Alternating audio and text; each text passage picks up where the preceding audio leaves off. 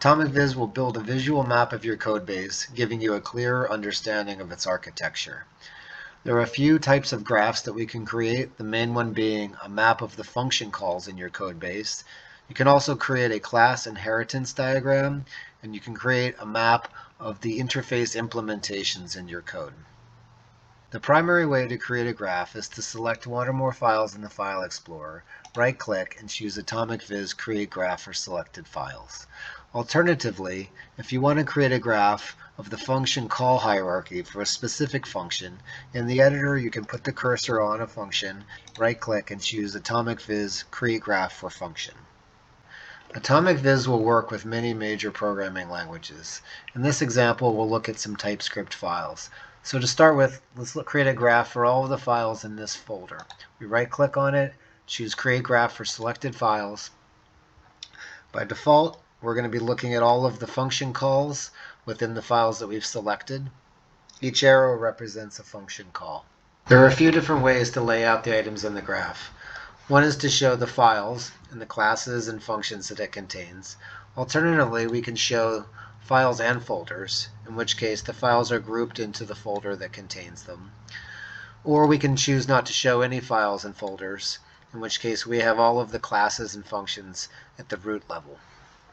In addition to showing the function calls within the files that we've selected, we can choose to show a class inheritance diagram.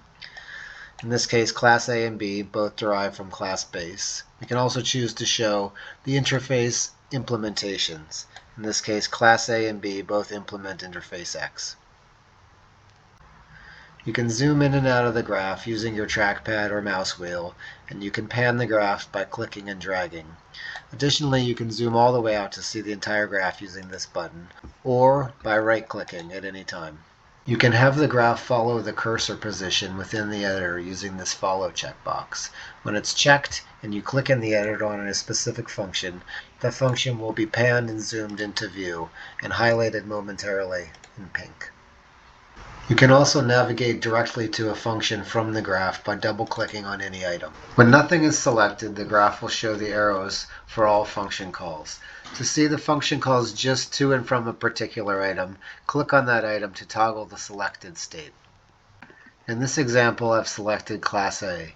So you will see the function calls from the methods of Class A and function calls to the methods of Class A. You can show just the arrows from the methods of Class A by choosing Outgo Only. In this case, now we're seeing calls from the methods of Class A. Conversely, you can show only the calls to methods of Class A by choosing Incoming. When you select an item, by default, the item and all of its immediate children will be selected. By default, only a single item can be selected at a time, but you can choose to select multiple items by choosing the Multi option for selection. Now I can select multiple items and see the function calls to and from all of those items. Again, clicking an item toggles the selection. When using multi-selection, you can deselect particular items that you're not interested in. Now we're seeing the function calls only for a few members of Class A. You can easily clear the selection at any time by clicking this button.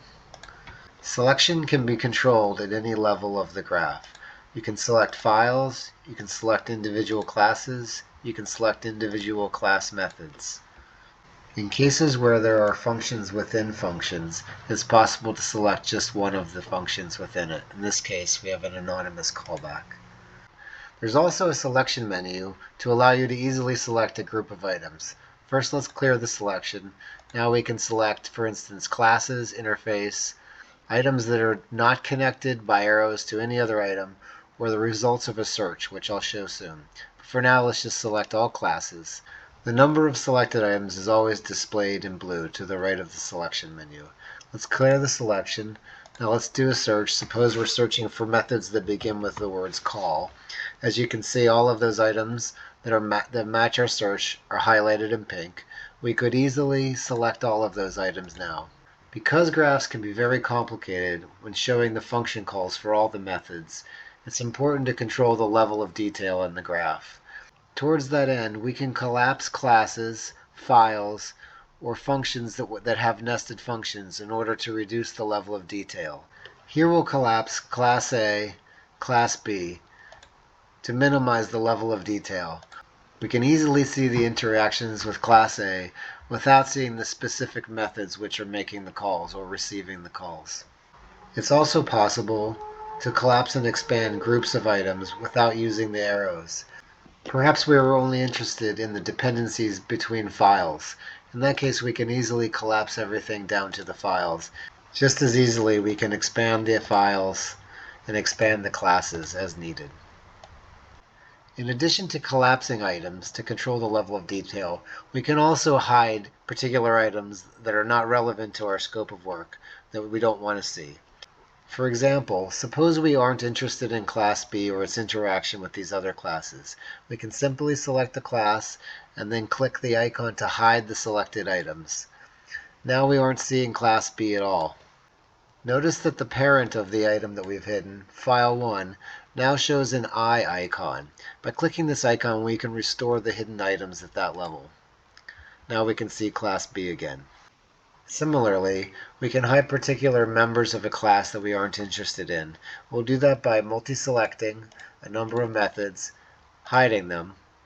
Again, the parent of the items that we have hidden will have an eye icon that we can use to recover those hidden items should we so desire. Now we can see the hidden methods again. When not showing files or folders, we can still hide the top level items in our graph. As an example, suppose we hide Class A. Notice now that there isn't a parent that contains an eye icon to click. In that case, we have this icon in the toolbar that allows us to show the hidden top level items. Now we can see Class A again. After we've modified the graph to show just the items and the level of detail that we're interested in, we can save the graph by clicking the Save button here in the toolbar. We can save the graph as an AtomicViz file.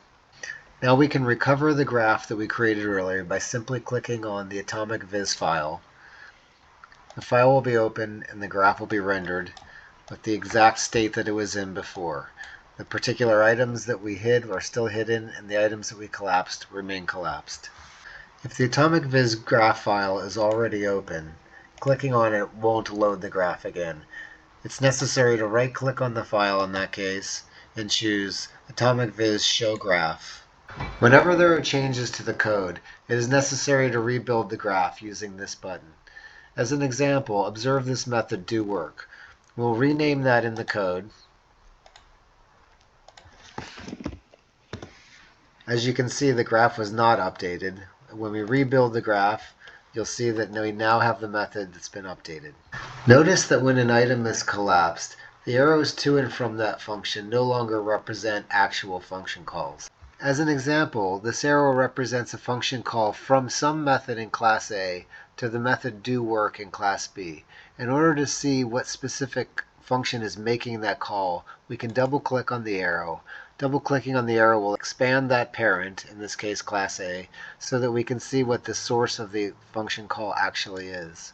Because sometimes it's difficult to see what an arrow comes from and goes to, you can click on the arrow and there'll be a tooltip which says exactly the source and the destination for that arrow. Instead of showing classes and functions organized by files and folders, you can choose to organize them by your own custom clusters. First of all, change the layout to none so we see the items at the root level. Now we can show the clusters menu. Turn on multi-selection in order to select the items you'd like to put into a cluster. Select those items, in this case we'll do Class A and B. Type the name for your cluster, and then click the Cluster Create button. Let's make another cluster.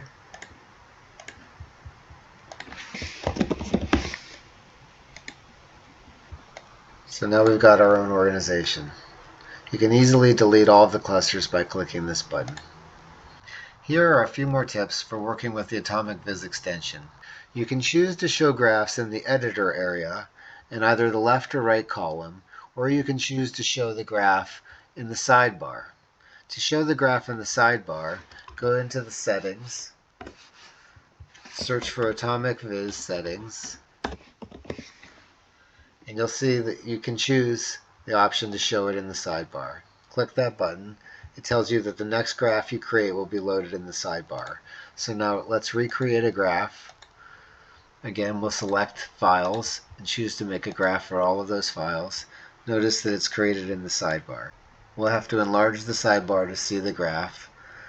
We can get rid of a few of these menus that we don't really need in order to make some more space for the graph.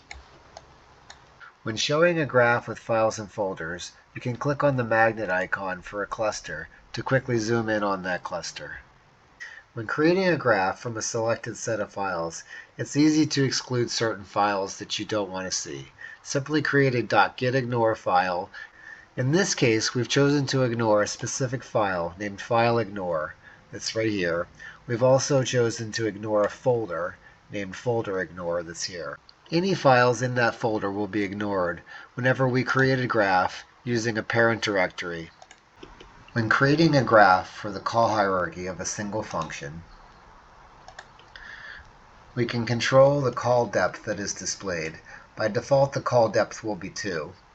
We can increase that call depth to up to 6 to see further function calls in that hierarchy. Another situation that can occur is when you have a graph for a single function's call hierarchy. A graph of a function call hierarchy can't be easily manipulated like a graph for a set of files, but it can be converted to a graph for a set of files. Simply right-click on the AtomicViz graph file for your function call hierarchy and choose Convert Graph to Files Graph. Close the graph and reload it, and now the graph will include all of the items in the file selected, in addition to the call hierarchy that we originally saw. Suppose we have an AtomicViz graph file that includes 2 files, files 1 and 2, and we'd like to add another file to it. To add file 3 to the graph, simply open the file in the editor, then right-click on the AtomicViz graph file and choose Add Active Editor File to Graph. It will add file 3 to the graph. Now our graph includes file 3 as well. Please report any bugs that you find so we can continue to improve this product. You can report a bug under the Atomic menu. Simply type a bug report and click the icon. The bug report will be created and our team will look at it promptly. The number and size of files that you can include in a graph is limited in the trial version of the AtomicViz extension. To purchase an annual license for a single machine, expand the Atomic toolbar, click on the smiley face icon. This will open up an external website where you can purchase a license. After paying, you'll receive an email that contains your license information. Copy the license, go back to the extension, paste the license into this box and click the smiley face. You'll receive a notification that the license was applied, and now the restrictions on number of files and file size will be removed.